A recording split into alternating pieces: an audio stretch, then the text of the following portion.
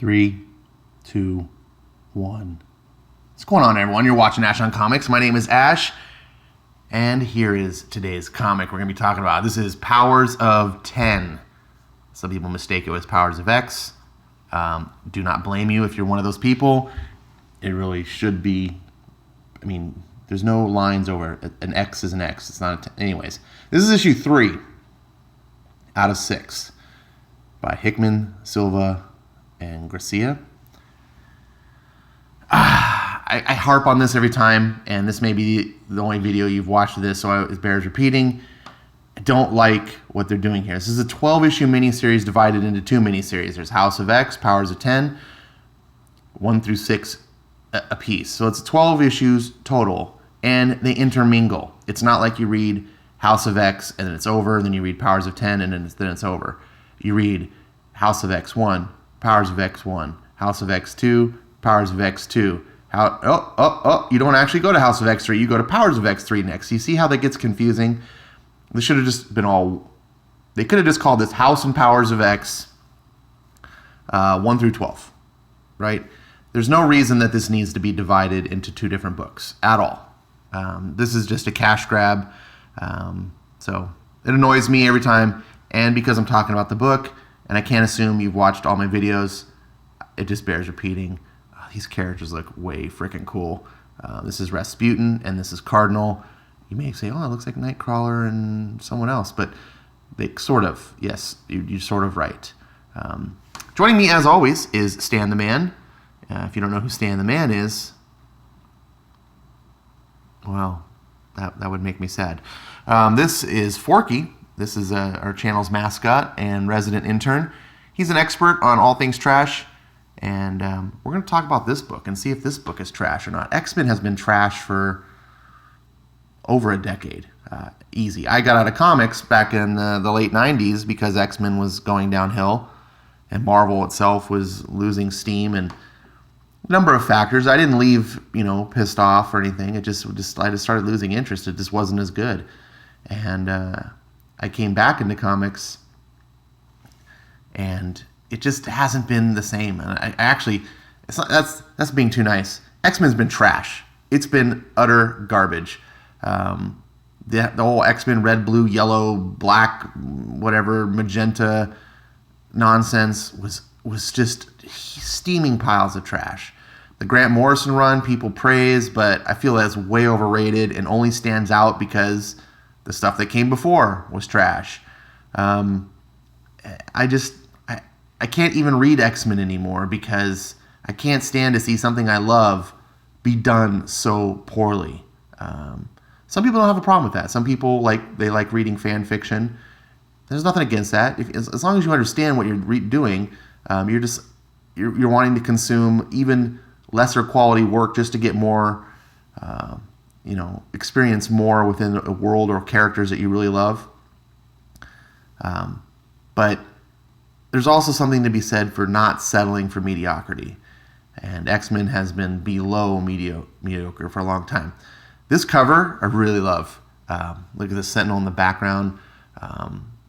Sentinels, to me, are one of the most iconic X-Men things out there. One of my favorite stories, probably actually my favorite storyline of all time in the X-Men, is Days of Future Past.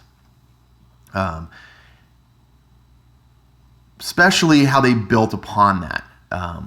The original Chris Claremont, John Byrne issues, which I think were like 164, 165-ish, around there somewhere. I might have my numbers slightly off.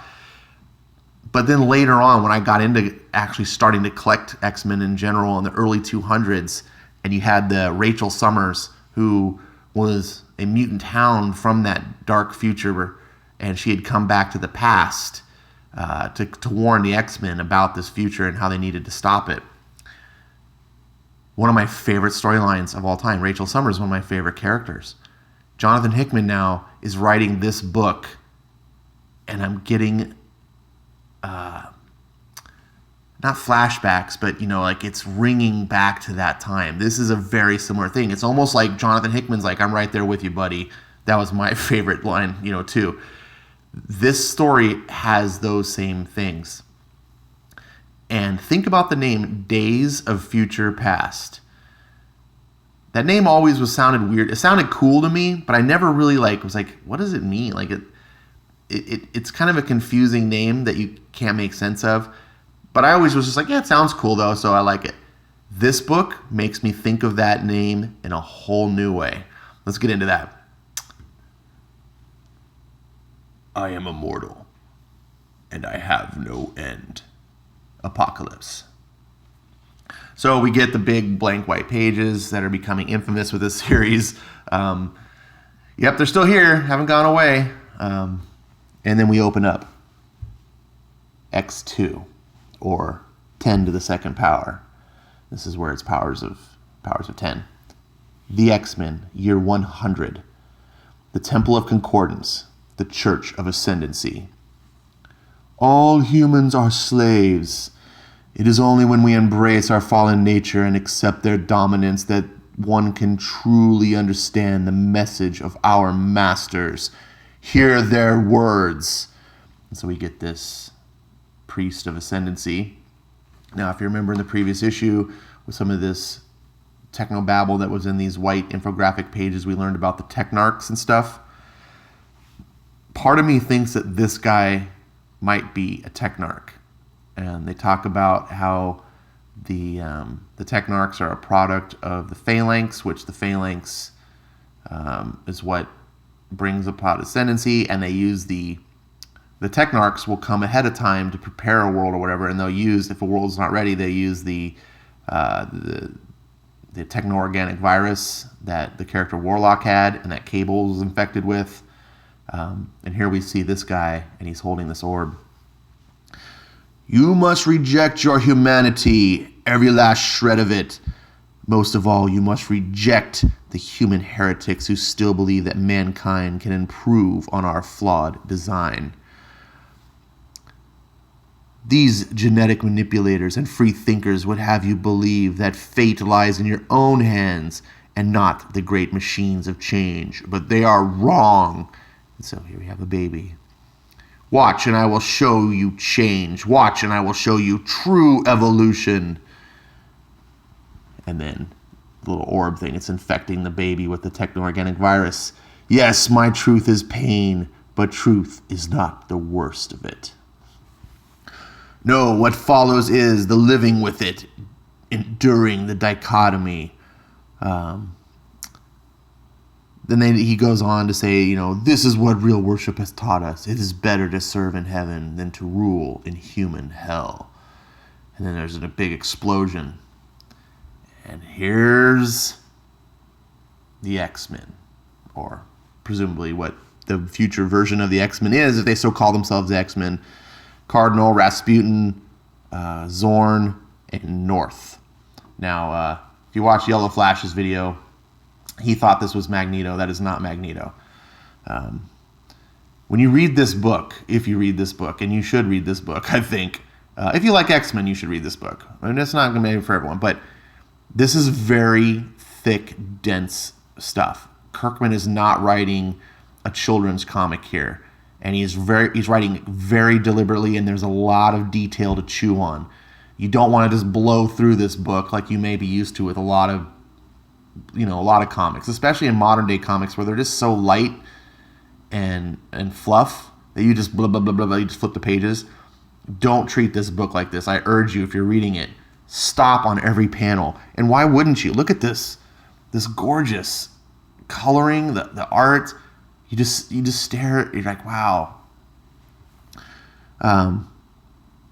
So these characters show up, and they're the ones that cause the explosion. We get a 2-page splash of credits, which is a little indulgent, and then we get an infographic, which I thought was a little bit unnecessary, but surviving soul mutants. This is in the soul system. Apocalypse. He's a mutant. Then we have War, which is Wolverine, James Howlett. So not Logan, interestingly enough. Death was Zorn, Pestilence is North, and Famine is Krakoa. So then we get these future chimera mutants, Silobel mutant. It is basically identifying stuff that you already should know from reading the previous. This infographic was a little unnecessary, especially for 2 pages. And then we get this character's name. She's one of the Sentinel. I forget her name. The Church of Ascendancy is on fire. And why should I care? I'm busy disassembling the variables of our recent incursion and can't be bothered with man. Dare I say, let it burn? I think so. It's been far too long since we made the fire and ash of the humans. The feed is from the human response team saying that it's the mutants. The city has retasked all available Sentinel brigades to intercept. And why would mutants attack the church? In the past, blah, blah, blah. So they have this conversation, and Nimrod is he's just absorbed with himself.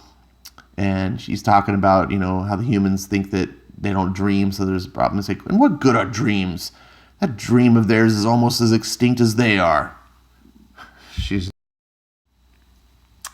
One of the problems of using your phone as your camera is that when your phone rings, it shuts off the recording of the camera. Yeah, I hate that. So she's just sitting there staring at him some more. Copy paste the art here. That was a little bit disappointing. And he's like, what? I like how they gave Nimrod this really weird, quirky personality. I like the original Nimrod, but he was kind of just cold and just, killing machine. Having this version of Nimrod be like the way he is, he's almost like eccentric and kind of weird, kooky. At first, it would rub me off. It didn't rub me off. Sorry, it rubbed me the wrong way. I was like, this is weird, but it's really grown on me. So she's like, we should investigate, and he's like, I don't care, and he's like, suit yourself. I always do. Now, back to the action where the X-Men. I gotta warn you. Obviously, you can tell this is a spoiler book. This book has big plot twist in it, and I'm urging you that to jump on board and experience it the way I am experiencing it, without being spoiled, reading the book, and getting it. Because once it's spoiled, you can never go back and experience it that first time. I'm assuming that you're watching this because you're not going to read it, or you don't have intentions to read it, or because you have read it and you just kind of want to go along and see what my thoughts were and how I thought about the book and what my perceptions were. So, anyways, you've been warned. Why are you doing this? So Cardinals stab this guy through the shoulder. And I love this bit. I'm a pacifist who's been pushed to the brink. But even for those like me, there comes a time when a point must be made.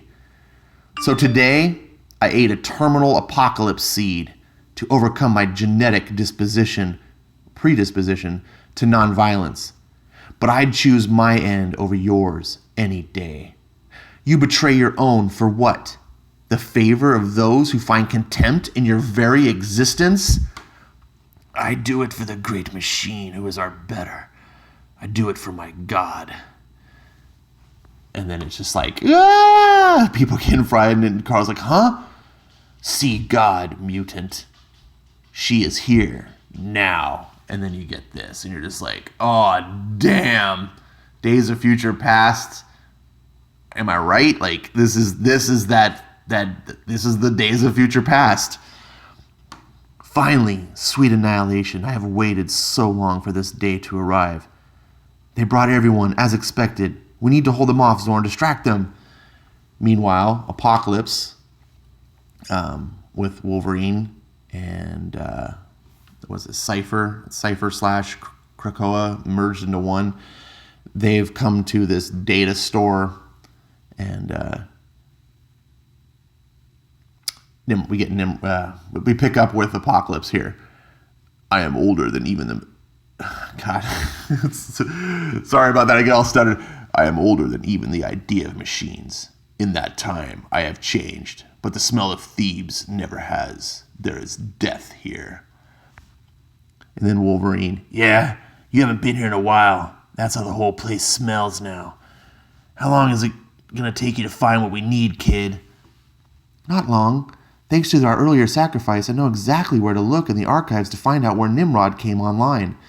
And so that is the crux of the plot. They are trying to find when Nimrod came online. It's the great enemy. This is where we find that this storyline is very similar to the Terminator, right? Where it's stopping Skynet from ever, coming online. There's a similar theme here. Now you might say, well, ripping off Terminator. Actually, Days of Future Past predates Terminator, so it's cool. I like that it's not copying, but it's following the same path as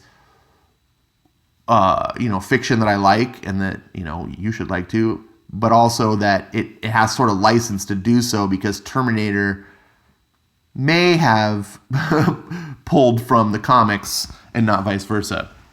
But I digress. This sends alerts to Nimrod, who's like, what's this? And then he sees Apocalypse. Some other agenda indeed. And so they're in the data store. I got it. We can go. And apparently they use Kryptonian crystal technology to store data. Quickly then, before the hold up. Wolverine's sniffing. There's something not quite right. And then, booms! Wolverine gets roasted. And again, there's an homage. If you read the original Days of Future Past, one of the most iconic scenes in that comic is Wolverine getting roasted by Sentinels down to his adamantium skeleton. So that's the only thing left. You're just like, it is one of the most iconic shots in comic book history. It's fantastic. And I love this throwback to it. I choose to believe that this was intentional. Interesting. What do I find here? There's nothing located in this sector except old data and machine lore. I wonder, whatever are you looking for? And Wolverine's here's half his skull is exposed, his arms burned off practically. And then we get back to the other mutants that are fighting this chick, and she's just like, I just received word. Seems Nimrod was correct. Your allies have been located and are being dealt with. This distraction will not serve any greater purpose than to bring an end to you and the inconvenience to me. This is a very sinister look. And she's just like, yeah, well, here's an inconvenience. We have a singularity in his head, which is a black hole, and she's threatening to use it. And she's like, don't come any closer. But Zorn's like, no, come closer. This is the ending I've always wanted. She's like, a singularity? I don't think you will. You people care too much about holding on, even when you have nothing to hold on to. But they ain't bluffing. She's like, you know what? You're right. I don't know. When she says you don't even know what's in a black hole. And she's like, no. So let's find out. And she just unleashes a black hole, presumably wiping everything out. Meanwhile, back to the fight in Nimrod. Apocalypse. Here, take this. You know what to do with it. No, you go. I'll stay. And look at this. Wolverine's arms just practically burned off. If you could see what you look like, you would know how foolish that sounds. Go. I'll be right behind you. And so, since Cypher is Krakoa, he can make the portals himself.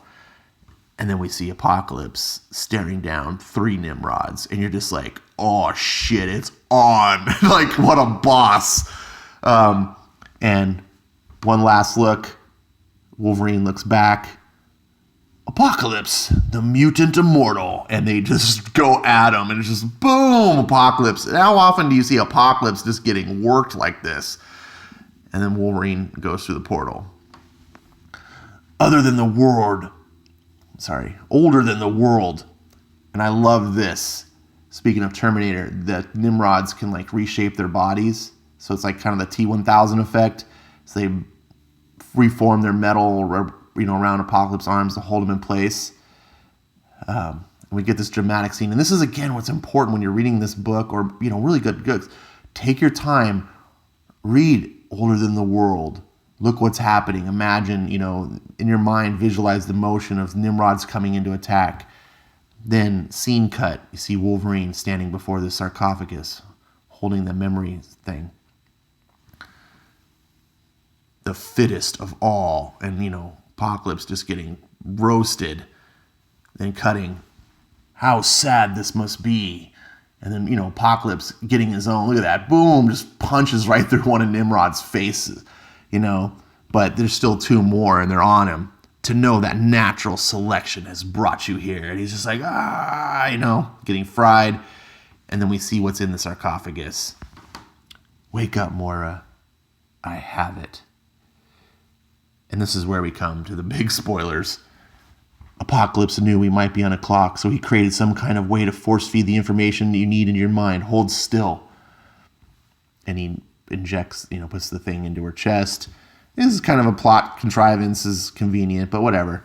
It works. Got it? Yes. What now?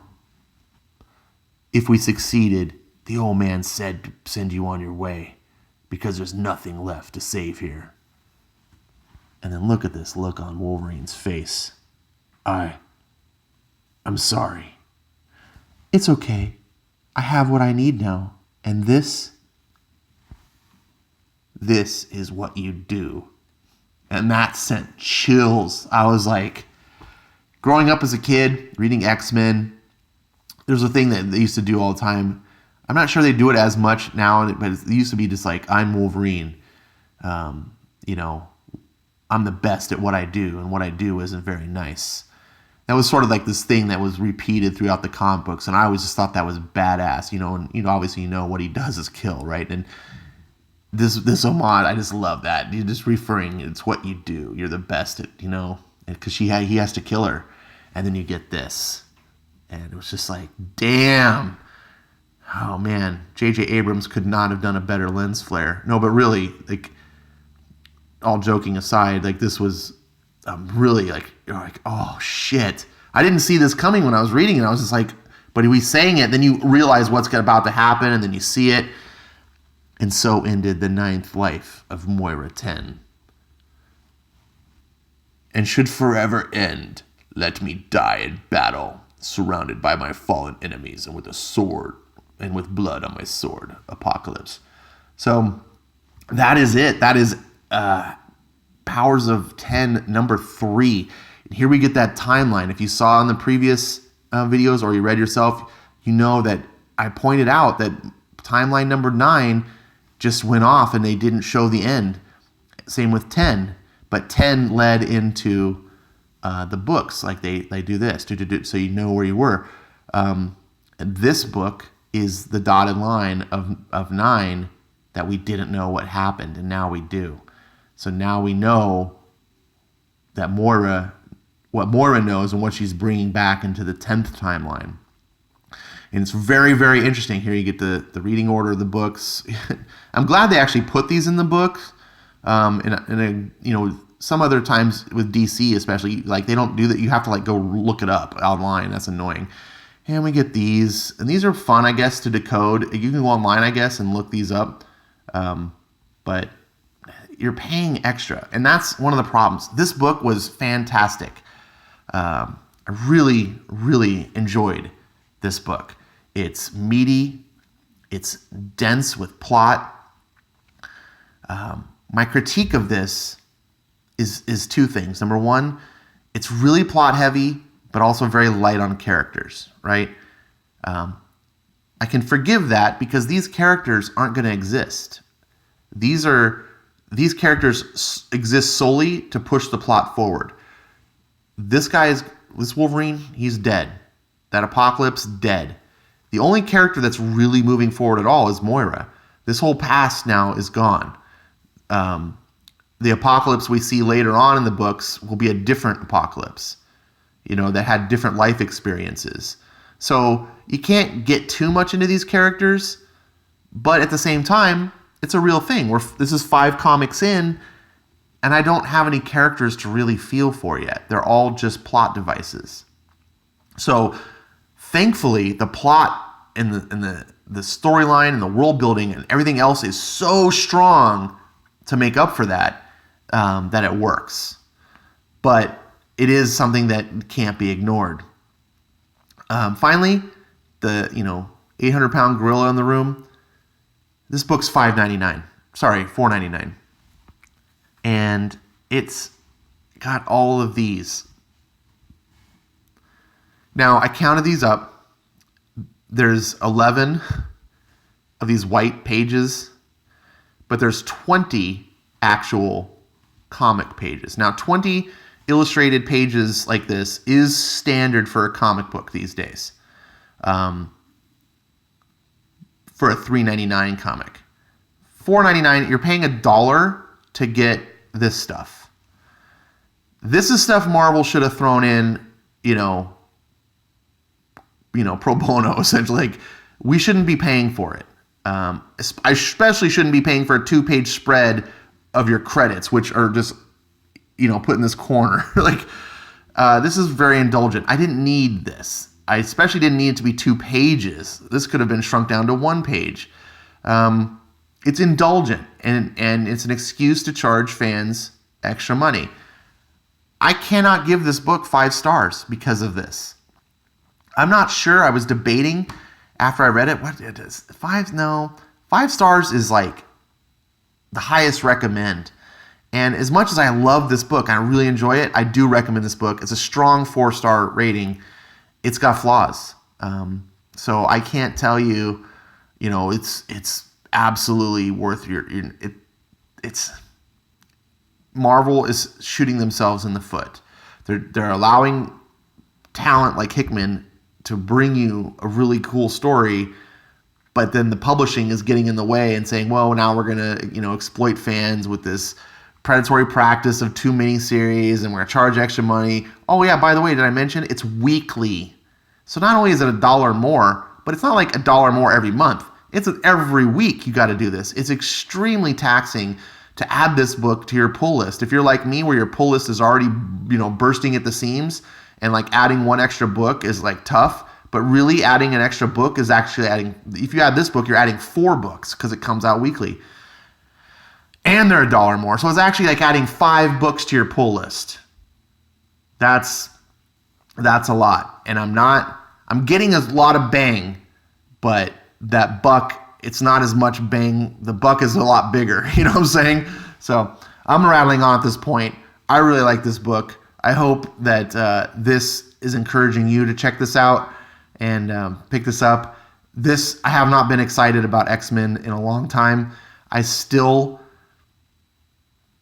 have a lot of reservations because I see all these spin-off books that they're going to launch after this is over. So part of me is just like, oh, wherever this ends, it's going to end in a place where we get the stupid Excalibur and the stupid Marauders and and that looks stupid. Like, I don't like this future that I'm seeing where this book is going to dump us off into. But Hickman's doing an outstanding job writing, and I have to trust in the author at this point and to see where he takes me, and hopefully it's got a big payoff. I talked about Days of Future Past. We find out here that this is one of the things I loved about this book, is that we find out that the future of the X-Men is actually their past. And bravo, Jonathan Hickman, for taking one of the greatest storylines in X-Men history that's been a running theme since, and doing something that should have been obvious in hindsight, but you actually did it. I don't know if you were sitting on the the pot or something one day and were like, Days of Future Past, and just like decided that no, that dark future of the X-Men, that's actually not the future. That actually is the past. And it's just my mind, just that if you get that gif of your head exploding with a mushroom cloud, like, that makes me take something that I've loved for 30 years in this concept, and it's spun it on its head, and I'm like, whoa, holy shit. And the way that it's possible is through Moira. To say that future is the past, Moira is now going to change it and have a new future. Phenomenal. I love it. You can watch those other reviews out there if you don't believe me. See what other people are thinking. This is worth your time. Stan, thank you for giving me my favorite comic ever in X-Men. And Forky says, absolutely, this is not trash. It was a little confusing for him because, he likes the simpler stuff, let's just say. But House of X, Powers of 10, thumbs up, big time. Check it out. thank you so much for watching. I know this is a long one, and I really appreciate it. And I will see you next time. Thanks.